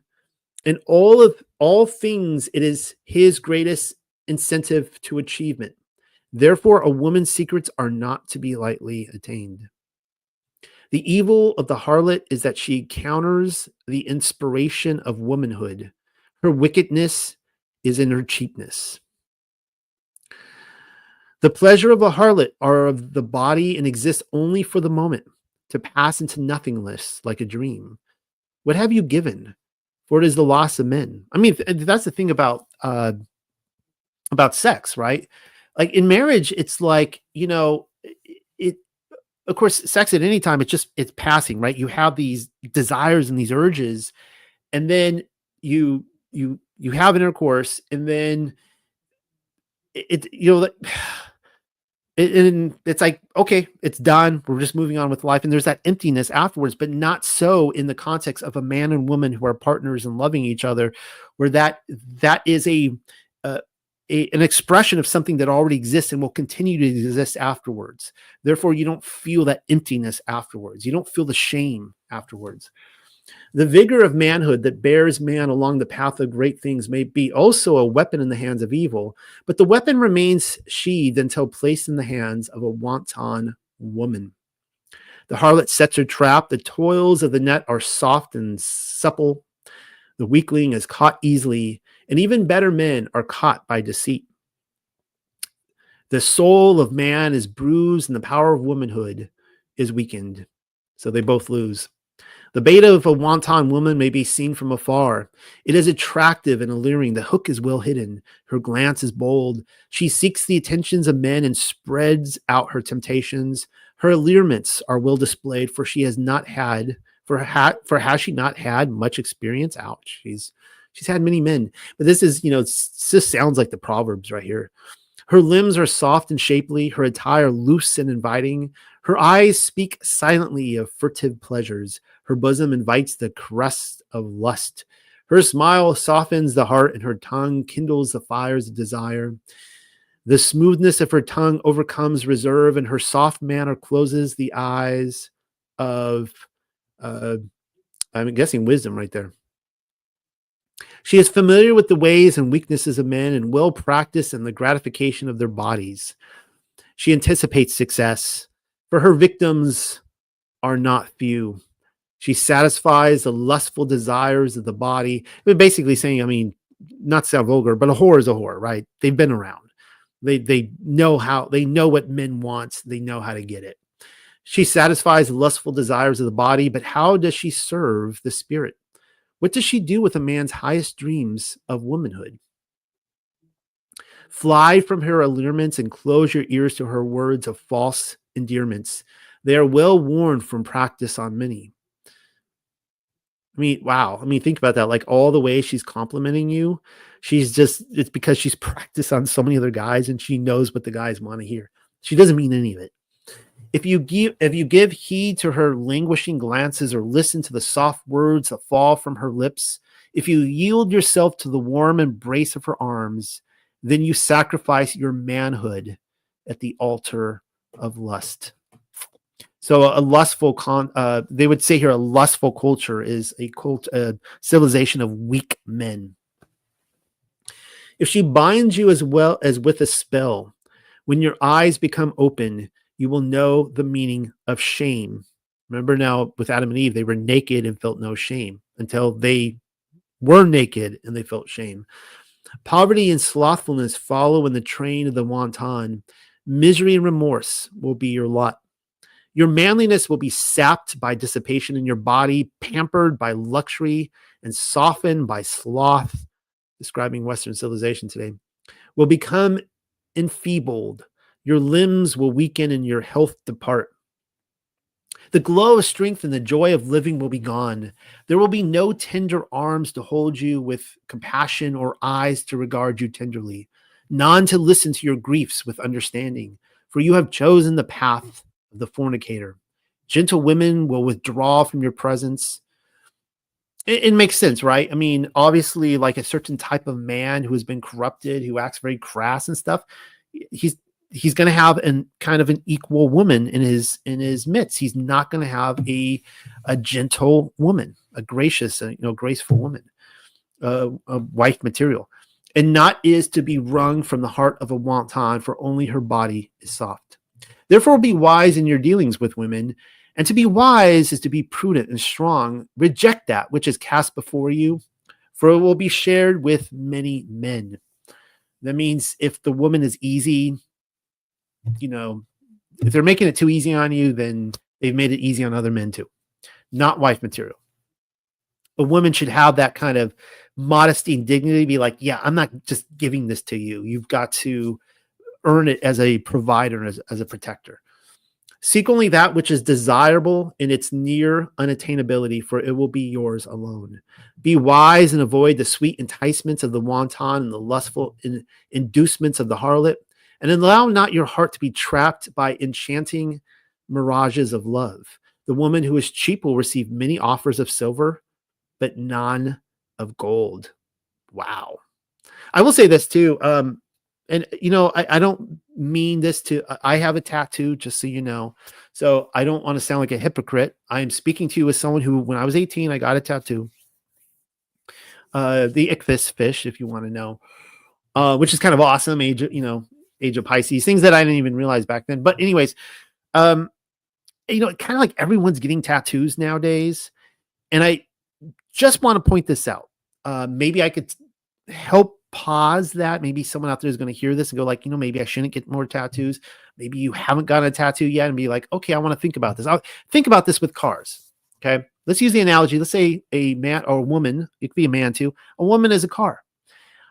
You put bumper stickers on VW bugs and buses. Okay. You don't put a bumper sticker on a Porsche.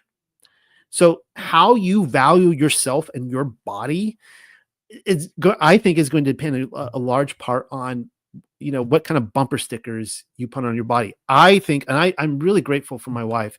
She has never got, I actually learned this from her. She talked about this, she'd be like, she told me that you don't put a bumper sticker on a Porsche. Cause I asked her once why she never got tattoos. And she told me that. I'm like, wow, that's actually a really good response.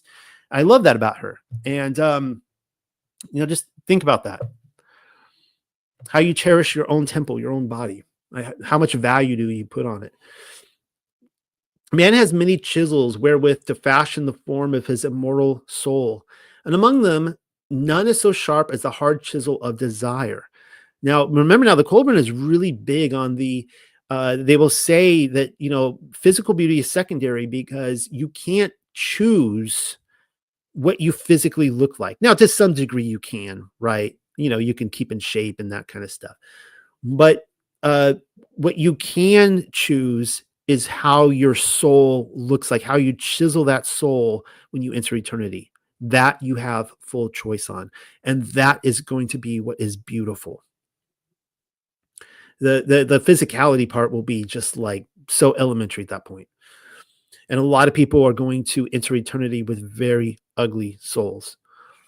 Therefore, beware lest in the fullness of youth you fall prey to the allurements of the wanton woman who will cause you to degrade your manhood. And they're talking about the manhood of the soul here, and cut shameful strokes by the excesses she offers for your delight. She will entice you with a false sweetness, which disguises the bitter soul corroding uh, drought. Her charms are delusions which will blind your eyes and benumb your feelings. Drink at the tainted well if you must, but never after shall you be free of its taint, and never after shall you enjoy the pure waters of love in their refreshing fullness. Isn't that is amazing? I mean, it's saying here that it's warning men, like, look, you can think about it like this is just a passing, like you just need to feel this sensual lust you have and just go out there with a whore and just sleep with her. You will forever be tainted with her. You can never, I mean, think about this. Like every man out there, you can recall every woman you've ever been with. Like you can recall, like, I can ask you, even if you've been married to the same person your whole life, you can like just recall your experiences with her. And these are of course going to be good experiences if you've been married to the same woman. And this is like, you will never, ever, ever be, you go off, you have this emptiness now, this void, and you will always have that taint on your soul. It will never leave. And never after shall you enjoy again the pure waters of love and the refreshing fullness. The idea is that if you have worked to attain a beautiful, virtuous woman, you will be refreshed with her love. But you will never experience that quite the same if you have already polluted yourself. How drab the wanton beside, and again, I don't want to put this out there to frustrate anybody or to make anyone feel in a very negative way about yourself. And everybody, we all have this. We have all made mistakes, and we have to make a decision now about how we want to enter eternity. We can't control the past, but we can control our future. We can make decisions for ourselves now. How drab the wanton beside the chaste woman who stands bedecked in radiant virtue and dignified modesty. So you put a slutty woman, just think about like some of the celebrities out there, like social media, whatever, and put it right next to a beautiful, radiant, virtuous, dignified woman. And you can just see there's no comparison. It's like, yeah, you're ugly. Get out of my sight. I don't care if you won a beauty pageant. You're ugly to me. You can't even compete with this amazing, dignified, modest woman. She is a true capital W woman. She inspires me to be a true man, whose glory puts the brilliance of the starlit night skies in the shade. Her influence for good is among the greatest powers, but be earthly powers there. She molds the destinies of men in purity and wholesomeness, and in her hands the hammer strikes the chisel to fashion a form of glory. Now, remember earlier when we talked about how the earth is the anvil to the hammer, right, to craft man, and of course the earth is seen as one form of Mother Earth, a spiritual divine mother. So this is the woman's job in the man's life too, right? The hammer that strikes the chisel to fashion this glory within him, to raise him up to this higher self. And that's what a chaste, virtuous woman does to a man. The chaste woman is soft, whereas the lady of the night actually drags him down to Sheol. The chaste woman is soft and gentle, modest and kind. Her glance quickens the beat of all but the hardest heart, and her touch quietens the raging storms in the most troubled. Her eyes shine with womanly innocence, and she is garbed in simplicity and truth.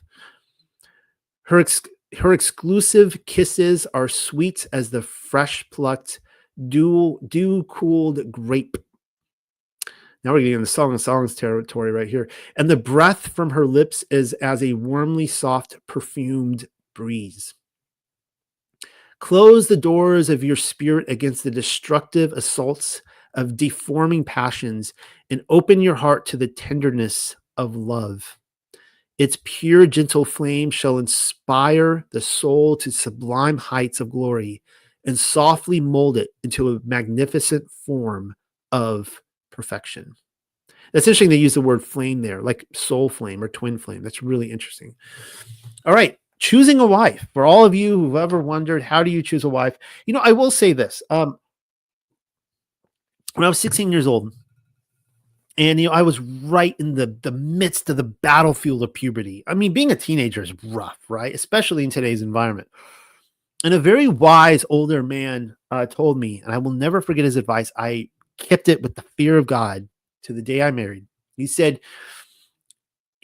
every single woman you meet, teenage girl, same age, right? Any age, recognize that they are going to someday be another man's wife, right? This is the wife versus the, prospective wife, right? The the wife in training. And I was like, wow. Like, and he said, like, it's like someday, like, do you like this woman is going to marry another man? It's not going to be you until that moment she does marry you. And she's going to have to explain to her husband these other men she slept with, and you're going to be a blemish in her soul, her thoughts. And I was like, I don't want that. I don't want any woman to like blush at the thought of me because I have tainted her soul and her purity. And so from that day forward, that's what I did. I kept that advice. Every woman I saw, whether I was attracted to them, whatever, I'm like, she is someday going to get married. And she's going to make her own choices in life. I can't make them for her. But it's, assuming she gets married to another man, she doesn't become a woman of the night. I don't want to take that. So something to think about. So choosing a wife. It is the nature of things that man should take unto himself a wife. And the law decrees the need of man for woman. But not every kind of wood is fit to make an arrow. And not every woman makes a suitable wife. Examine carefully the woman of your acquaintance. Choose not hastily, nor fix your mind suddenly. For upon a proper choice depends your future contentment and joy and the welfare of your children.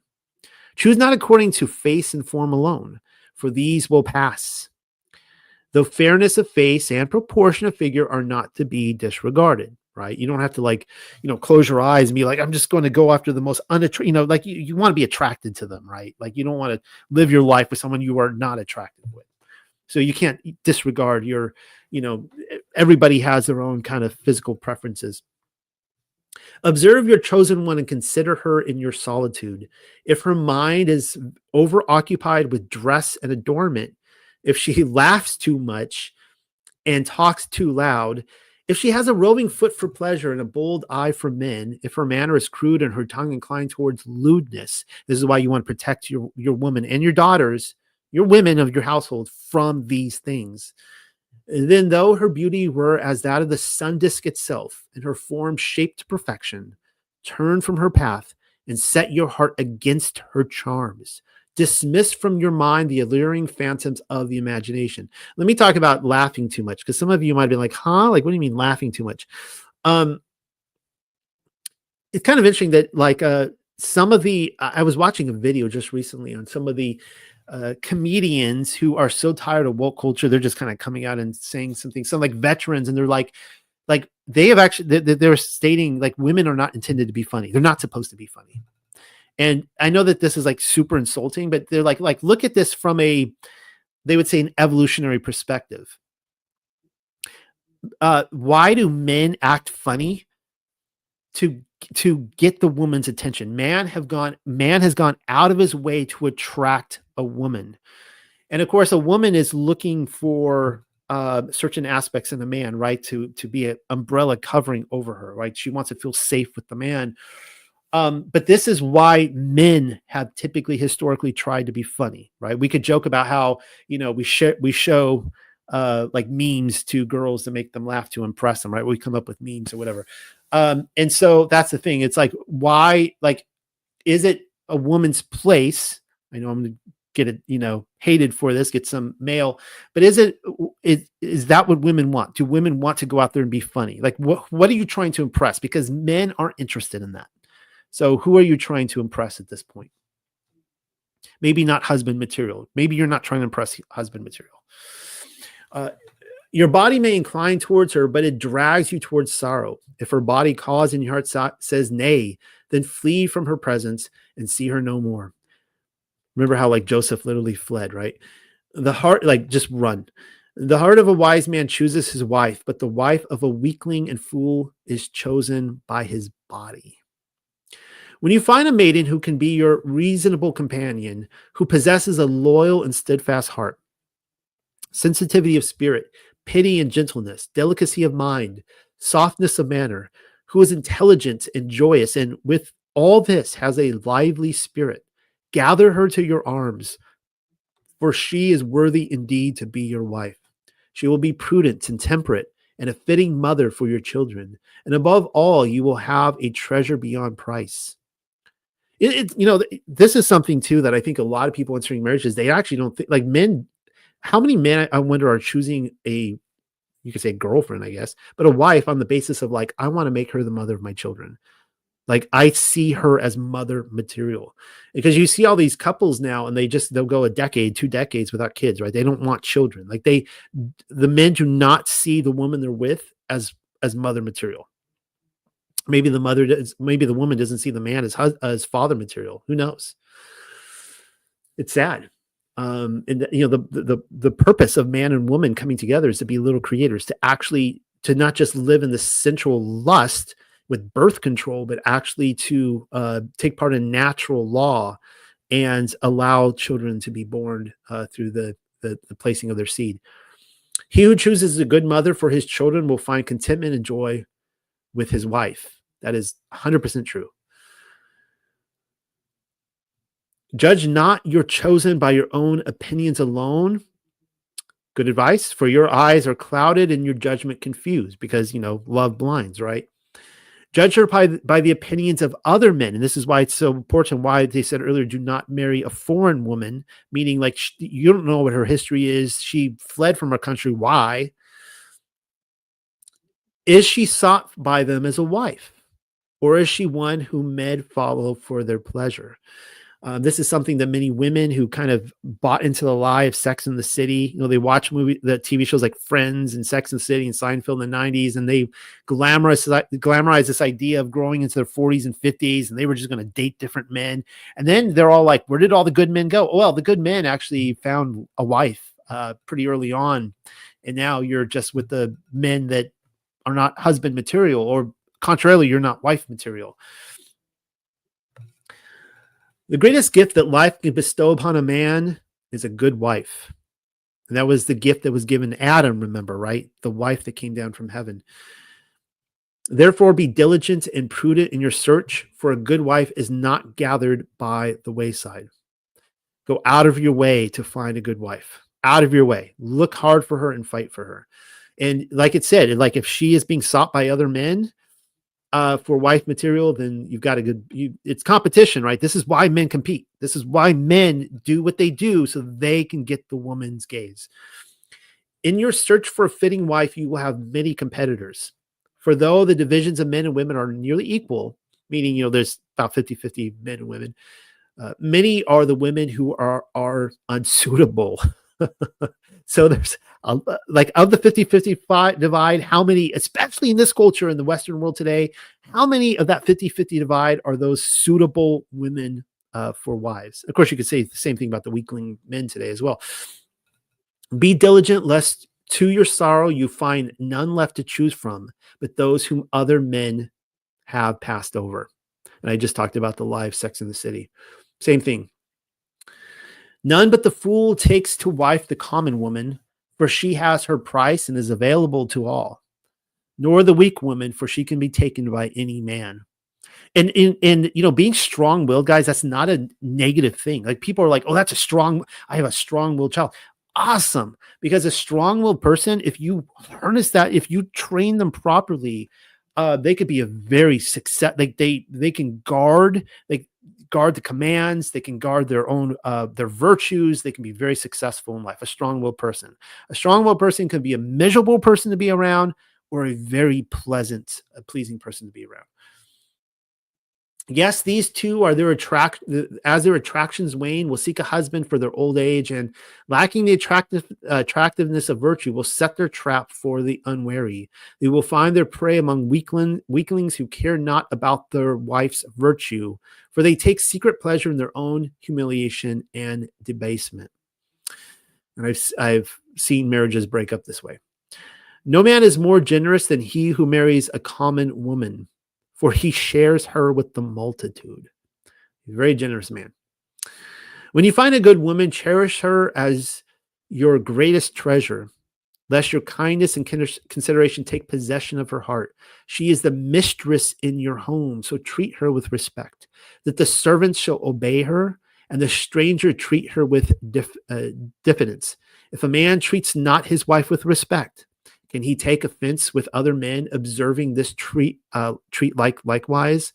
And, like, that's the thing, right? Like, this is why I said that, if you date a woman, you're courting a woman, and she treats her father with disrespect, she's going to treat you with the same disrespect. And women, if a man treats his mother with disrespect, he's going to treat you that way too. And so if you do not treat your wife with respect, then why are other people as well? Or they're going to see you as a weak man, and they're going to try to take her from you. As she is the partner of your cares and the helpmate with your burdens, deny her not your companionship and pleasure.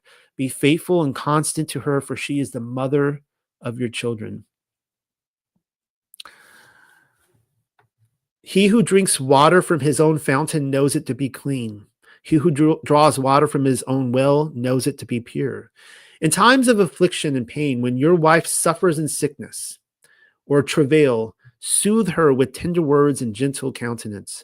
A look of sympathy and a gesture of understanding from you will mitigate her trouble and be of more avail than the attention of many physicians. Consider the delicacy of her womanhood and the frailty of her body. Comfort her in grief and bear with her in weakness. Bear wisdom and understanding in your aid, for if in marriage one is wise, two are happy. Happy wife, happy life. Do not marry while too young, for you have not experience enough to train your son, nor be too old that you have not the patience. There is a mean in marriage, as in all things. He who chooses his wife rashly or in haste spends slow years in regret and repentance. The counsel of a wife is wise and bent to your own benefit, but the counsel of an outside woman serves her own ends. Love your wife wholly, according to the dictates of your own heart, and rightly according to the statutes of men. Fill her stomach and clothe her back. Provide her with oil for anointing and hair for her adornment. Keep her contented and give her no cause for alarm or unrest. Be gentle with her, for she is a profitable field for your efforts. I like that. I like that last line. She's a profitable field, right? She is there to benefit you, to make you a better man. So be gentle with her, even when you're not getting along, right? You're always looking to bring the woman out of her, and so you want to harvest that. Enter not into dispute with her, for women are gentle and withdraw their hearts before force. If you are harsh, she will return into herself. Make her home a joyful place. Come on, guys. Like, how true is that? Like, think about that with your wife. When you get in an argument with her, like, has it ever benefited you? Ever? Has there ever been a fight in the history? Like, I'm talking a verbal fight. Has there ever been a verbal fight in the history of marriages since Adam and Eve that has ever turned in the man's benefit to argue? Like, it never works out that way. And, you got to drop the pride. You got to check yourself before you wreck yourself, and just love her. And if you just truly love your wife, even when you disagree, whatever, like, she's going to fall into that position rather than turning in within herself and distancing you more. It just will never work out to argue. An industrious wife is of more value than treasure. She endows her husband with peace and gladness, but a A slovenly wife brings discontent into the dwelling place. The husband of an unchaste woman lives in a den of suspicion. There is no greater restlessness than that of a husband apart from an untrustworthy wife. A man loves his mother and his father, his sisters and his brothers all his life, yet they are not of his choosing. How much more likely should it be that he would love his wife who he himself chooses? Or is man's judgment less wise than that of fate? Nothing will ever bring you greater pleasure and joy than a good wife, or more sorrow than a bad one. Yet of all things he does bearing on his life and future, a man generally uses the least wisdom when choosing a wife. Be considerate, for the husband without consideration prepares his own betrayal. There are two types of women, going into this theme again tonight: true women, and a true woman would be a wife or wife potential, and common woman. The common woman is a fitting mate for the weakling, and the true woman, a fitting mate for the real man. Is this not like, does this not make you guys like want to go out there and get like a suit of armor and just like fight with swords on the weekends? Like, you know, learn how to ride a horse and stuff. Like, this is like pretty badass stuff. But the dispensations of life are such that common women will desire real men for husbands, and weaklings will deceive true women. And this is what I was saying earlier, that really came out in the last election, where like the common women out there, like when they're protesting sleeping with men, it's because they were, you know, they felt rejected by the real man, and they didn't care about the weakling. They're like, yeah, you don't count. I'm protesting sleeping with you too, even though you were at my side the whole time. You don't count. Therefore, the real man must be wise enough to know the difference between a common woman and a true woman. And a true woman must know the difference between a real man and a weakling. And again, next week, hopefully, Yah willing, we'll talk about the two types of men, the real man versus the weakling. I think maybe a future TUC retreat we'll do that. We'll like go out there and get suits of armor on, and just like a guy's retreat, and we'll just like bang on each other's shields with swords and stuff the whole weekend. You know, ride horses and learn how to lasso and stuff like that. To know and recognize the divisions of men and women is not only the first step to contentment, but it is the duty of a people if it would remain wholesome. When the dividing line becomes blurred, nations decline. Wow. Like, does that not explain the West today? Let me read this again. To know and recognize the divisions of men and women is not only the first step to contentment, but it is the duty of a people. Like, it is our duty to fight against the false narrative out there of the feminism, the trans culture, everything, how they are, you know, they're making men into women and make everyone weaklings, and common women and, you know, weak men.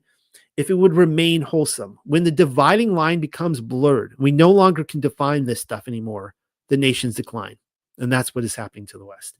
It is easy enough to get a wife, but difficult to get a good one. Marriage is like the fisherman's net, easy to get into, but hard to escape from. That's beautiful. No man is the same after marriage. That is true. Either his joys are doubled and his sorrows halved, or his joys are halved and his sorrows doubled. I'm going to stop there tonight because we're at the 2-hour mark, and I want to talk more about daughters. So we talked about the relationship of the man with his partner, his rib partner, his woman.